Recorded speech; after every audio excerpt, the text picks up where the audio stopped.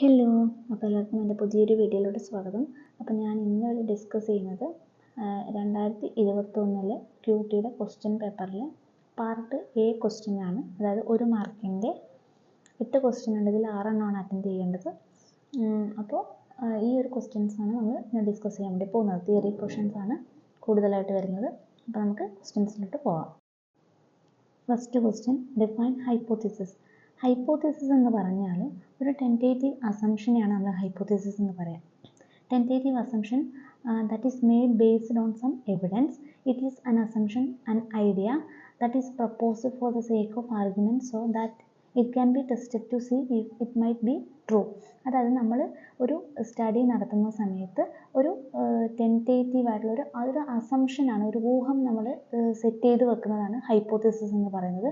ഒരു ഐഡിയ, ഒരു എവിഡൻസിൻ്റെ ബേസിൽ നമ്മളൊരു ഐഡിയ അല്ലെങ്കിൽ ഒരു അസംഷൻ നമ്മൾ സെറ്റ് ചെയ്യുന്നു. ഈ ഒരു അസംഷൻ ട്രൂ ആണോ ഫാൾസ് ആണോ എന്നുള്ള കാര്യമാണ് നമ്മൾ ആ ടെസ്റ്റ് ചെയ്തിട്ട് കണ്ടുപിടിക്കുന്നത്. അപ്പോൾ ഇങ്ങനെ ഒരു ടെസ്റ്റ് ചെയ്യാൻ വേണ്ടി നമ്മളൊരു ആർഗ്യുമെൻറ്റ് അല്ലെങ്കിൽ ഒരു അസംഷൻ നമ്മൾ വെക്കുന്നതിനെ പ്രപ്പോസ് ചെയ്യുന്നതിനെയാണ് ഹൈപ്പോത്തിസിസ് എന്ന് പറയുന്നത്. ടെൻറ്റേറ്റീവ് കൺക്ലൂഷൻ അല്ലെങ്കിൽ ടെൻറ്റേറ്റീവ് അസംഷൻ എന്ന് നമുക്ക് ഹൈപ്പോത്തിസിസിനെ പറയാം. ഇനി രണ്ടാമത്തെ ക്വസ്റ്റ്യൻ എന്ന് പറയുന്നത്, mention any 2 characteristics of chi-square test. Okay, chi-square test എന്ന് പറയുമ്പോൾ അതിൽ നമ്മൾ മെയിനായിട്ട് അതിൻ്റെ ആട്രിബ്യൂട്ട്സ് നമ്മൾ പഠിക്കുന്നുണ്ട്. അത് തന്നെ ക്യാരക്ടറിസ്റ്റിക്സ് ആയിട്ട് എഴുതിയാൽ മതി. എന്ന് വെച്ചാൽ ഒന്ന്, it is used to test goodness of fit കണ്ടുപിടിക്കാൻ. അതേപോലെ ഇൻഡിപെൻഡൻസ് ഓഫ് ആട്രിബ്യൂട്ട്സ് മനസ്സിലാക്കാൻ വേണ്ടി നമ്മൾ chi-square ടെസ്റ്റ് നടത്താറുണ്ട്. ഈ ഒരു ഇതിൻ്റെ ആട്രിബ്യൂട്ട്സിൽ പറയുന്ന ഈ 4 കാര്യങ്ങൾ നമുക്ക് എന്ത് ചെയ്യാം, ഇതിൻ്റെ ഫീച്ചേഴ്സായിട്ട് എഴുതാം. തേർഡ് ക്വസ്റ്റ്യൻ എന്ന് പറഞ്ഞാൽ, A box contain 10 tickets each number 1 to 10. A ticket is drawn, what is the sample space. അതായത് ഒരു ബോക്സിൽ 1 മുതൽ 10 വരെയുള്ള ടിക്കറ്റ് നമ്പർ ചെയ്തിട്ടുണ്ട്.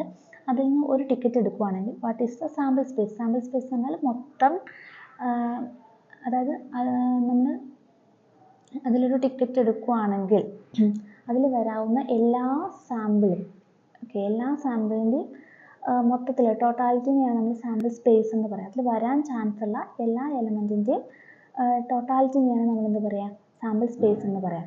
അപ്പോൾ അതിൽ നിന്നിപ്പോൾ നമുക്ക് 1 വരാം, 2 വരാം, 3 വരാം, 4 വരാം, 5 വരാം, 6 വരാം, 7 വരാം, 8 വരാം, 9 വരാം, 10 വരാം. 1 മുതൽ 10 വരെ എന്ന് പറഞ്ഞാൽ ഇതിൽ ഏത് നമ്പറും നമുക്ക് സാമ്പിൾ പോയിൻ്റായിട്ട് വരാൻ പറ്റും. അപ്പോൾ നമുക്ക് 1 മുതൽ 10 വരെയുള്ള ആ സെറ്റാണ് അതിൻ്റെ സാമ്പിൾ സ്പേസ് എന്ന് പറയുന്നത്. ഓക്കെ, ഇനി നാലാമത്തെ ക്വസ്റ്റ്യൻ എന്ന് പറയുന്നത്, വാട്ട് ഈസ് ബൈനോമിയൽ ഡിസ്ട്രിബ്യൂഷൻ എന്നാണ് ചോദിക്കുന്നത്. Binomial distribution is a common probability distribution that models the probability of obtaining 1 or 2 outcomes under a given number of parameters.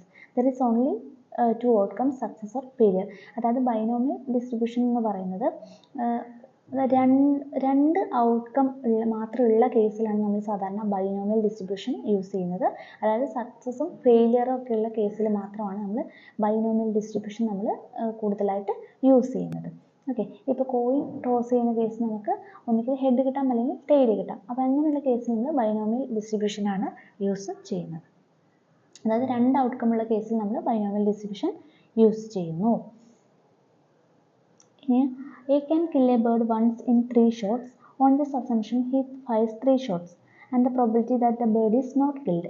അതായത് 3 പ്രാവശ്യം വെടിവെച്ച് കഴിഞ്ഞാൽ ആണ് ഒരു ബേർഡ് എന്ത് ചെയ്യും,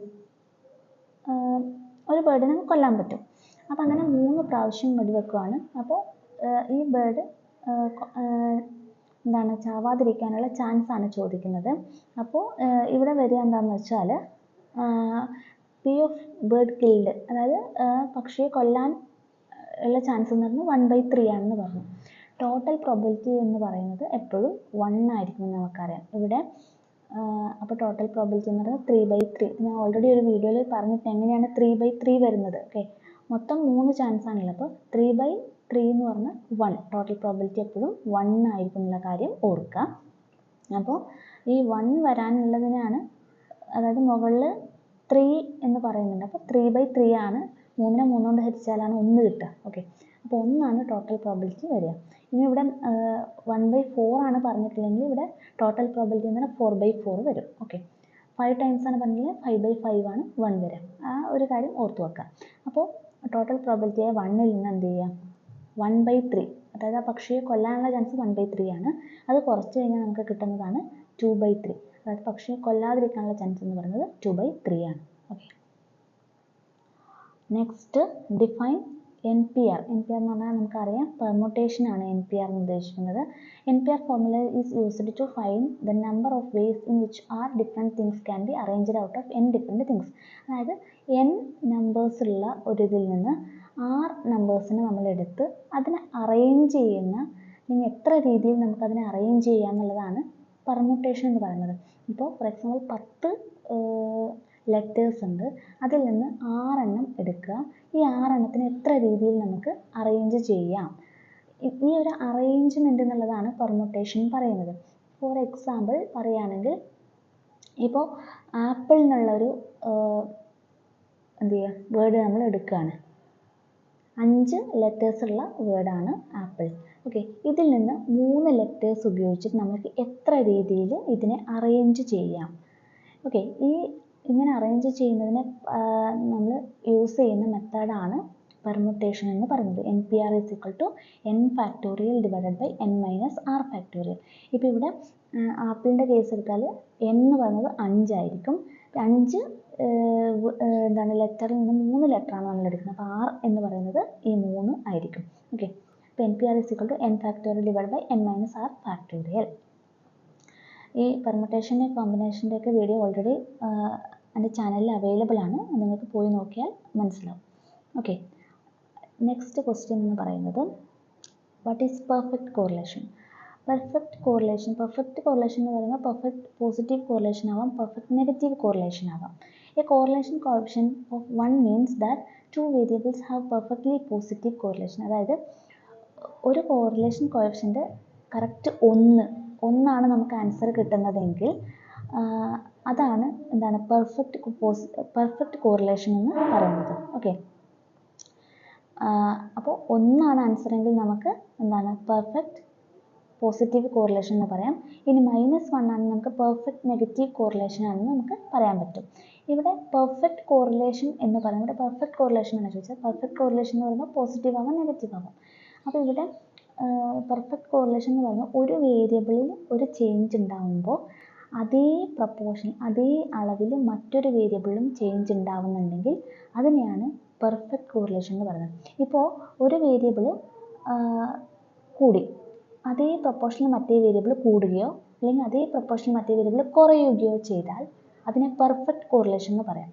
അപ്പോൾ ഒരു വേരിയബിൾ കൂടുമ്പോൾ മറ്റേ വേരിയബിൾ കൂടുകയാണെങ്കിൽ അതേ അളവിൽ കൂടുകയാണെങ്കിൽ അതിനെ പെർഫെക്റ്റ് പോസിറ്റീവ് കോറിലേഷൻ എന്നും, ഒരു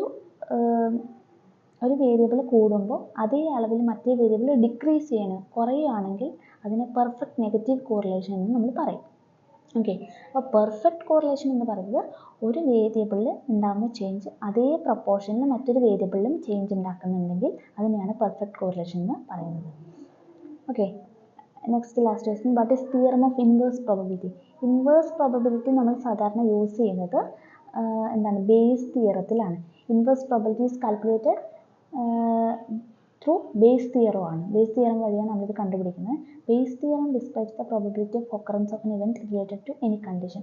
അതായത് ഒരു കണ്ടീഷൻ അവിടെ സ്പെസിഫൈ ചെയ്തുകൊണ്ട് നമ്മളൊരു കാര്യത്തിൻ്റെ പ്രോബബിലിറ്റി കണ്ടുപിടിക്കുന്നതാണ് ബേസ് തിയറം എന്ന് പറയുന്നത്. അതൊരു കണ്ടീഷൻ ഉണ്ടാവും, അത് കണ്ടീഷണൽ പ്രോബബിലിറ്റി എന്നൊക്കെയാണ് പറയുന്നത്. ഒരു കണ്ടീഷൻ വെച്ചുകൊണ്ട് നമ്മൾ മറ്റൊരു കാര്യത്തിൻ്റെ പ്രോബബിലിറ്റി ഫൈൻഡ് ഔട്ട് ചെയ്യുന്നത് ഈ ഒരു ബേസ് തിയറത്തിലൂടെയാണ്. ഓക്കെ, ഇത് ക്ലിയർ ആയി എന്ന് വിചാരിക്കുന്നു. നോട്ട് ഇതിൽ തന്നെ ഞാൻ കൊടുത്തിട്ടുണ്ട്. അപ്പോൾ എളുപ്പത്തിൽ പഠിക്കുക. All the best.